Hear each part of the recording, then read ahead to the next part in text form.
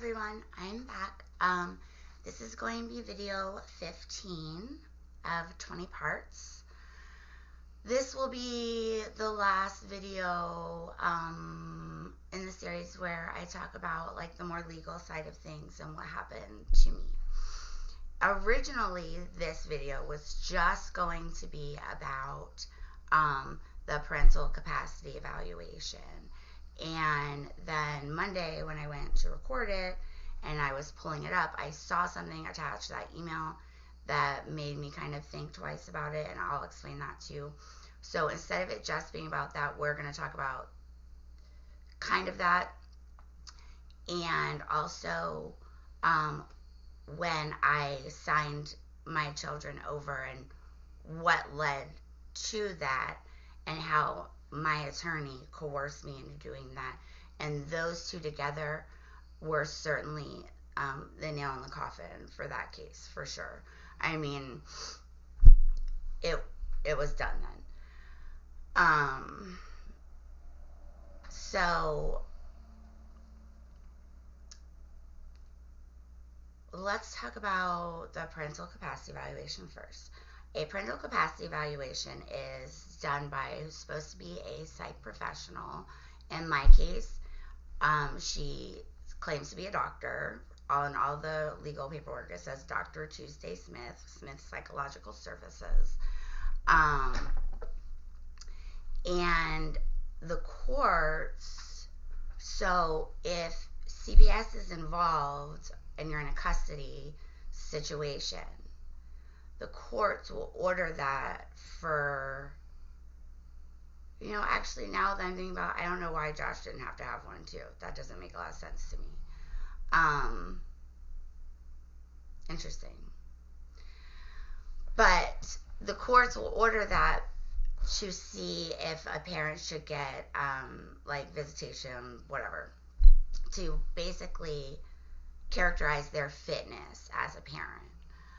And when the judge ordered that in my case, I was so relieved. I mean, I was like, thank goodness, I'm finally going to be able to sit down and talk to someone who isn't biased, who isn't have Jennifer and Chris and Lisa in their ear, and I'm going to be able to talk to someone on this level of honesty, and maybe this person can help. Like, I was so naive throughout the whole thing. I was so naive. So Dr. Tuesday Smith, I went there and I spoke with her. We had like a little interview for maybe like 45 minutes to an hour, and then I took it was a couple hours. I had to do like 4 or 5 written, I don't know, it was a whole bunch of little different written tests and stuff too. And that was a couple hours. That was the only interaction she had with me. There will still be eventually in the future a video where I read the entire thing. That is going to happen because it's crazy. Talking about this is so important because when we have people with the label of doctor writing medical records in the most biased way possible, flipping versions of what you're saying to make it look like something else, and specifically trying to paint you as unstable, it is dangerous for everyone, anyone. It doesn't matter how much money you have. Once you have a label, okay, that will follow you. It doesn't matter how powerful you think you are. It doesn't matter if you've done anything wrong or not. Anyone can become a victim of what this woman did to me. Anyone.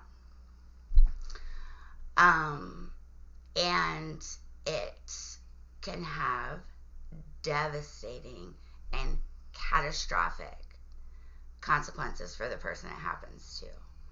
I feel so fortunate that I am very strong and I am very resilient.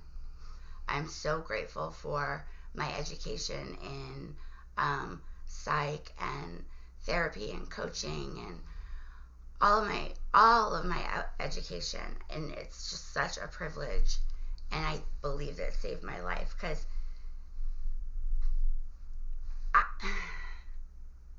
I owe my breath right now to knowing what I already knew from hundreds of hours of schooling.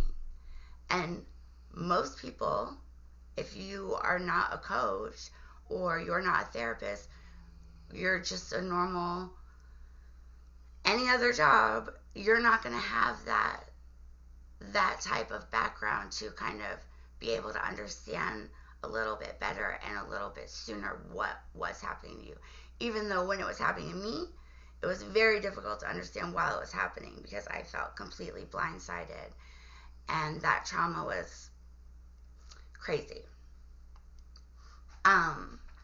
But it can have the worst consequences in every way, and it's so dangerous, and this woman is dangerous. So Monday, when I went to pull up the parental capacity evaluation to read it and like film this, whatever, I pulled up the email, and this is what I saw up top, and this is something that I didn't remember seeing before. It says, confidentiality notice. This message, including any attachments, is for the sole use of the intended recipients and may contain confidential and privileged information. Any unauthorized review, use, disclosure, or distribution is prohibited. If you are not the intended recipient, please contact the sender and destroy all copies of the original. So,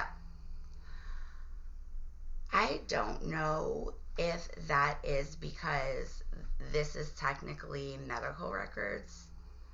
And so they have to do that because of HIPAA laws. Now, according to HIPAA laws, there's no law that says that it's illegal to divulge your own medical information. You're totally allowed to do that. But a part of me also doesn't know if it's because it was an email between myself and my lawyer, and because I'm not 100% sure, and I don't want to like break any laws and blow the whole thing, I'm going to talk about it in a little bit of a different way. I'm going to talk about the last day, the last court day we had all there together. It was the first one that Josh had ever shown up to, because remember, he was on deployment the whole time this whole thing was happening. He wasn't even here. He was out in the ocean somewhere, or I don't know where he was, but whatever. He was on deployment. So the last day was in October of 2022, and I didn't know what was going to happen. I had done everything they had asked of me. I definitely didn't think this was going to happen at all. So me and Eric get there, and I see my lawyer, Leilani Adams, and she works for Thomas Adams and Associates, but this wasn't a case under their law firm, I don't think, because it was a court appointed. She was a court appointed attorney. So I don't think it has anything to do with her firm. I think that's a separate thing. I could be wrong, but I think that's different. Me and her and Eric went in the little like conference room, whatever, and she said that oh wait, no, I saw Josh. So okay, this is the first one he ever showed up to, and I saw him, and this was the first time I had seen him in over a year. I mean, I hadn't seen him in a very, very long time. And I walked up to him immediately, and I said, hey, what's going on? Like, do we know anything yet? And he said, I don't know anything. That's exactly what he said to me. That was all he said to me. And he was like, and I was like, what do you mean? What did your attorney say? And he's like, I don't know yet. And so I walked back over and I saw my attorney, and then we walked back in the little room. And she said, did you get the parental capacity evaluation? I said, no. And she said, I emailed it to you, and I feel like I feel like I said, when did you email it to me? And I don't remember if she said yesterday, or I just remember it was sometime that had been previous. And when I pull up the email that she sent to me, it was sent on October 18th. So I don't remember when this court date was, but I remember it was at the end of October. So she had just sent this to me within the last couple days. And I had not seen it. And it was about the parental capacity evaluation. And my parental capacity evaluation was done by Dr. Tuesday Smith. And when that was ordered in the custody, I was so relieved. I didn't realize, like looking back, I just feel so naive because I wasn't realizing that CPS that already had proven some kind of weird vendetta against me that I absolutely will never understand, was arranging that meeting. And this woman, Tuesday Smith, twisted everything that I said and made me look like a horrible person, even going so far as quoting a personality, just like, there will come a time when I know that I am totally allowed to do that I'm going to read it, all 11 pages of it. I'm going to make a video reading all 11 pages and commentary on it the whole time as I'm reading it, explaining to you why it's so insane. But just after telling you what I'm going to tell you today, I mean, you'll know. It's very blatantly obvious. Dr. Tuesday Smith, I do that because she says she's a doctor. I don't know. I haven't done a whole bunch of research on her, but after reading some of the things she wrote, it's suspicious to me, in my opinion. But if you Google her right now, Dr. Tuesday Smith,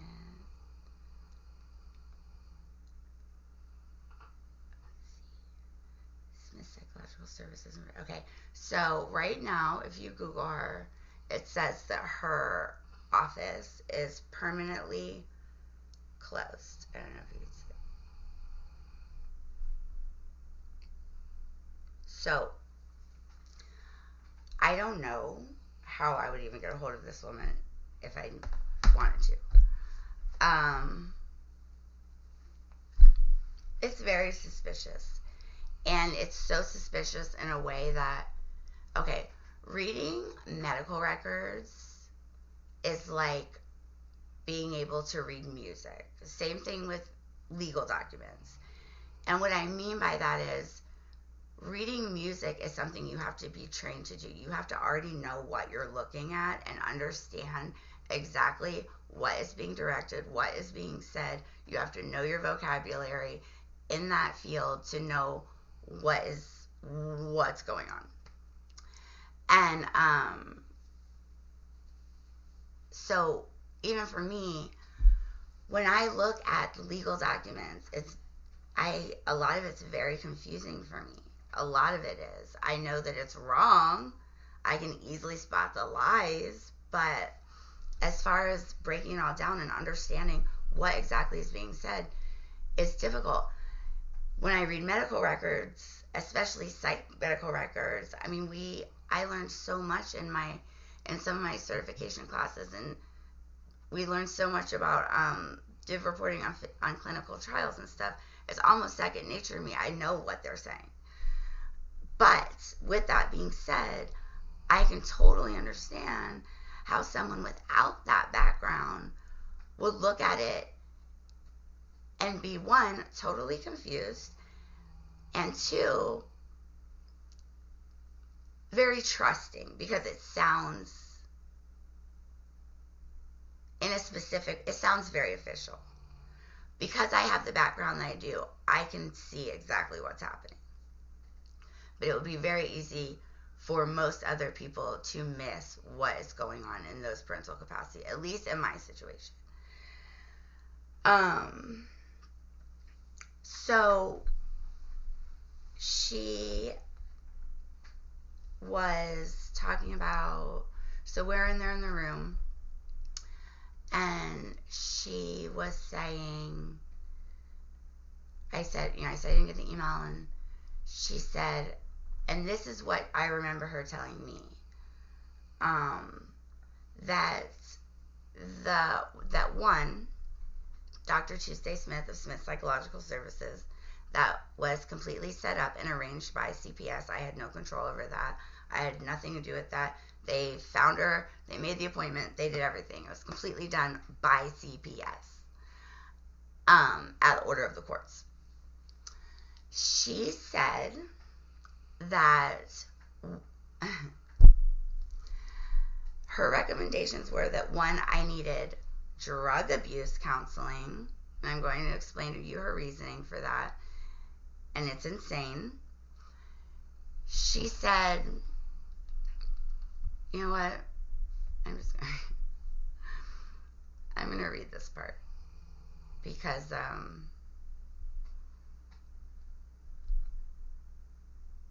don't remember if my attorney read this to me, but I'm at least going to read this part. Let's see.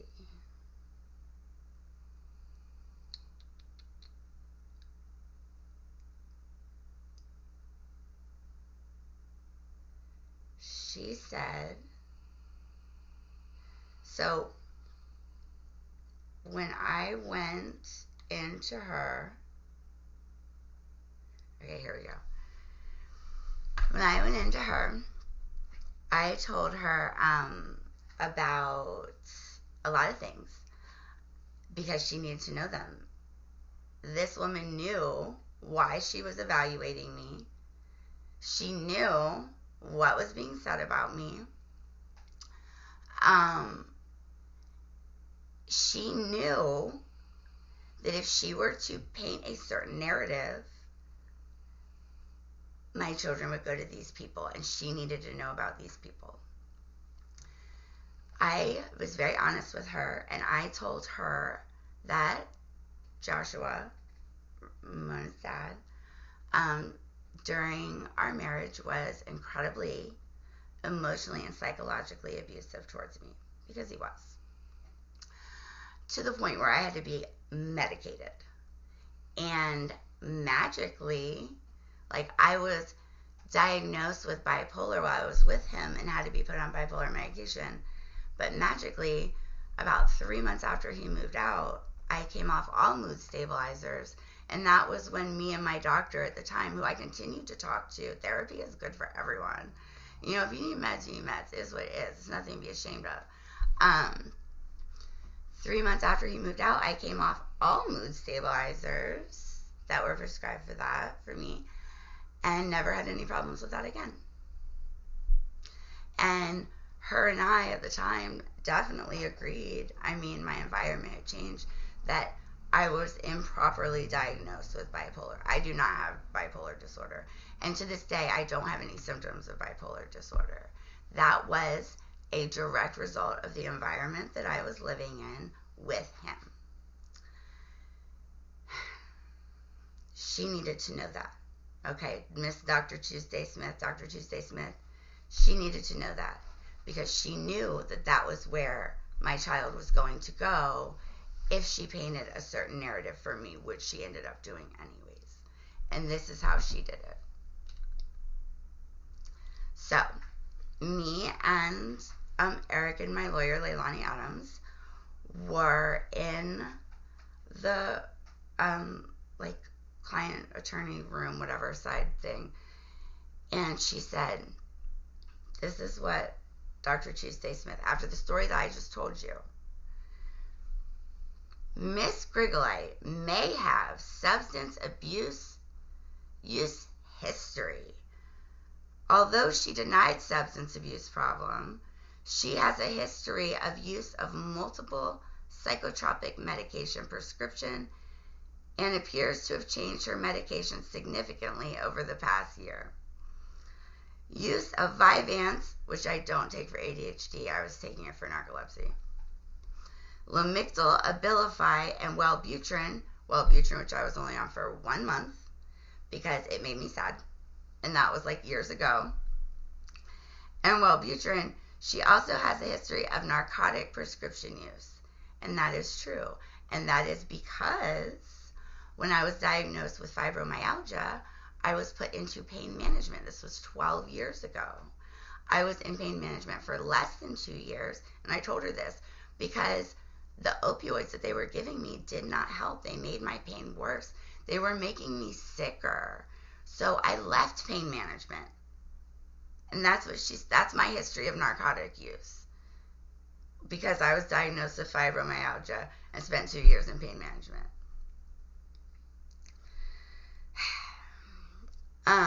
It may be important for the department to consult with Ms. Grigolite's medication management providers to gain more insight into prescription medication use. It may also be important for her to complete a substance abuse evaluation program. Substance abuse? When I myself have 3 certifications in the psychology and therapy of substance abuse and alcohol in the body, when I've never been into drugs really. Like, it's just not my thing.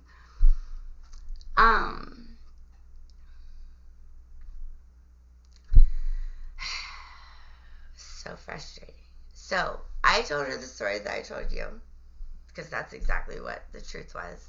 I was medicated while Joshua was living with me, and it was because I was being psychologically tortured every freaking day, and that was why I had to get him out of there, because it wasn't good for my children.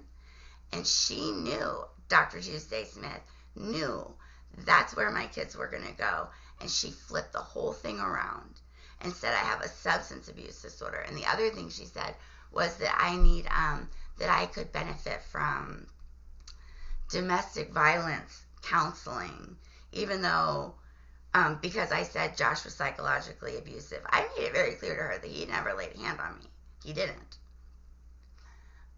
His abuse was different. It was not something you could see.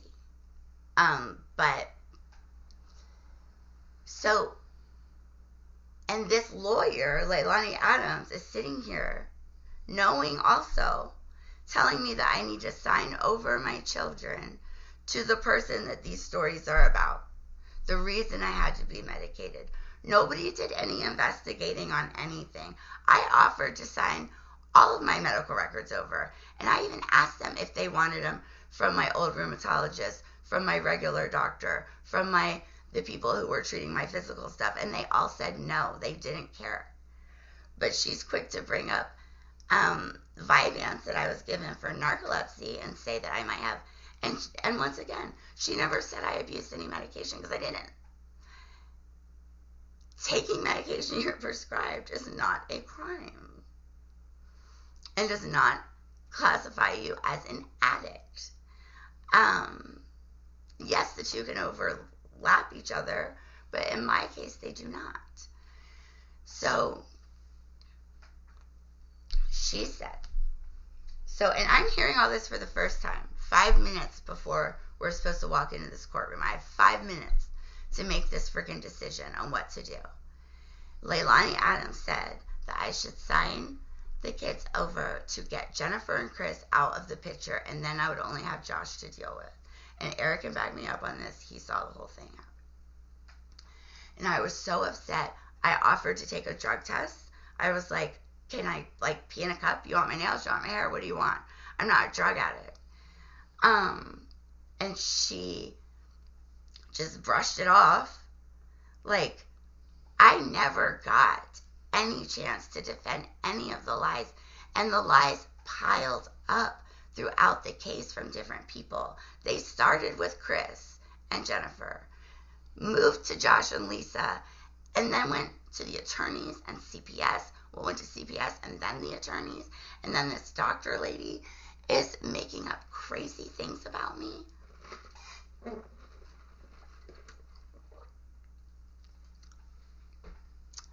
I didn't stand a chance. Not with Leilani Adams representing me, because she didn't do anything. Saying that this woman dropped the ball is the biggest understatement I've ever heard. She didn't just drop the ball. She straight picked up the ball and threw it into the net of the opposing team. Like, it doesn't make any sense.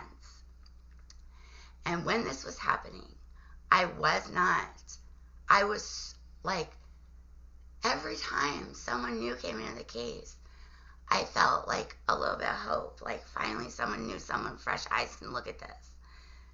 And every time they turned out to just lie too. And I understand how this tears people down. It's insane to me that I've come out still strong, you know. Of course, I have my bad days, and I have my sad days, and of course, then I have my physically ill days. My body does weird things, and like, I have a hard time getting out of bed. Like, it's all of this stuff, and I don't know how it hasn't broken me yet. I'm very fortunate. I think I'm fortunate in ways that of my inner strength, and I am blessed to have good people around me right now. You know, I have a lot. It's going to be a long journey, but this was the last. This was the last court date. That was the last. That was it. Oh, and then after, when they were like doing the court, Jana Naderman from Toscano Law Group, and she was working for Toscano Law Group, she came in and hand wrote on Josh's custody stuff. Well, I am like in tears, like, because it all happened so quick. I was still in the middle of this trauma. Like, I didn't know which way it was. Like, I didn't understand how this was happening, and it took months for me to understand how it happened. Like, that pain, that trauma, that kind of betrayal is like, it blinds you. It's so confusing. It's like bam, bam, bam, bam. You don't have any time to get up before you're hit again. But Jana Naderman came in and wrote on whatever custody agreement they came to that I had to be on medication. That's in Josh's custody stuff, that I have to be on medication to see my kids, which, as you can see, is absolutely unhinged and crazy, as they just accused me of being a drug addict for taking medication I was prescribed years ago. They made it so there was nothing I could do. Nothing I would have done would have been right.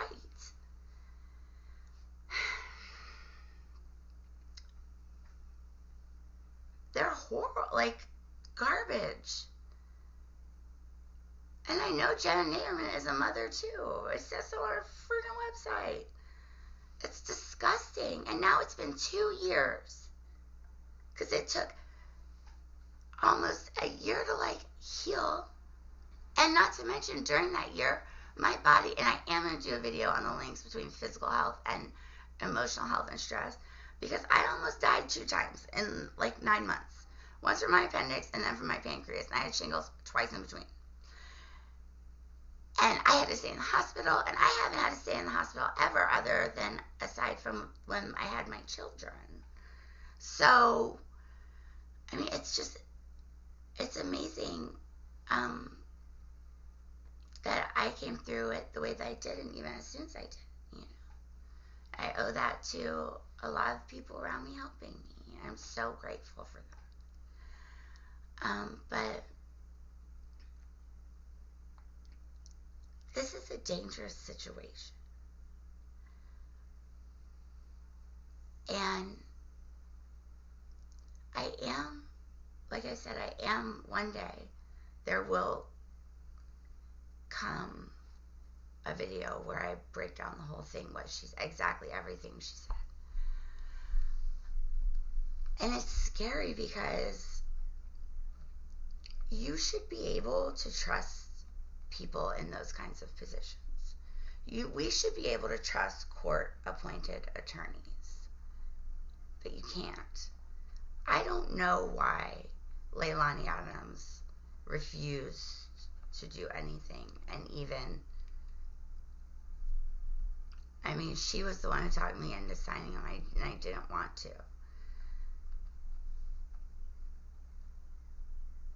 The world is a very scary place, and there's a lot of people in positions that we should be able to trust, and unfortunately they're not very good people. They don't have a lot of integrity, and it's a problem. And so that was pretty much it. After that, there was a lot of times I tried to hold Josh. He ended up just stopped answering my text messages altogether.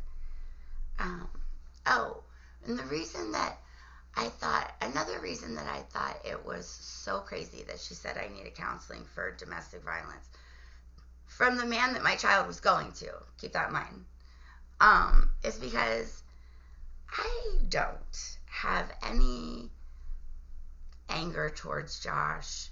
I don't have any resentment towards Josh about any of that. I don't believe in hanging on to the feelings that people leave you with when they treat you poorly. To me, that makes as much sense as like someone breaking into your house to try to rob you and then you inviting them to move in. I like to move forward. And I am very picky about what emotions I'm going to carry with me. And I am not going to give any power to anyone over my internal climate just because they treated me poorly or because of their poor behavior. That's not on me. And I feel like this is a good lesson. I want everyone to listen. That's not on you. Like, some people can hurt you, and they will. People will hurt you. People will betray you. People that you never thought would. And I've learned this the hard way. But it's important that you, one, allow yourself to grieve and mourn. Allow yourself to understand from every angle. And then allow yourself to move on. Because if they've already hurt you, I feel like they've already taken enough. Like, okay, got me, no more. And a part of me feels like I feel like Josh knew that. I feel like Lisa knew that about me. I feel like Jennifer knew that about me. I know Chris knew that about me. And as much as they tried to hurt me for so long, I mean, it did, but I moved on. This was the only way. Getting to my kids, that's my Achilles heel. And now it's been 2 years since I've seen my kids or heard their voices. And they've been inundated only around people who have nothing but nasty things to say about me. 99.99% are untrue, completely biased, or complete omissions of huge other parts of the truth. And we have a long road ahead. So this is gonna be the end of like the legal stuff. My next video is going to be about my beliefs on co-parenting, how I've always felt, Video 17 is going to be what's happened since. 18, I'm going to do a whole video about grooming, manipulation, pediatric psychological grooming specifically. We're going to go into some of the neuroscience of that. Brainwashing, parental alienation, etc. 19 will be my plans moving forward. And then video 20 is going to be where I take the accountability and apologize to a couple of very important people for a lot of mostly how naive I was when it came to things that were happening and who I was trusting.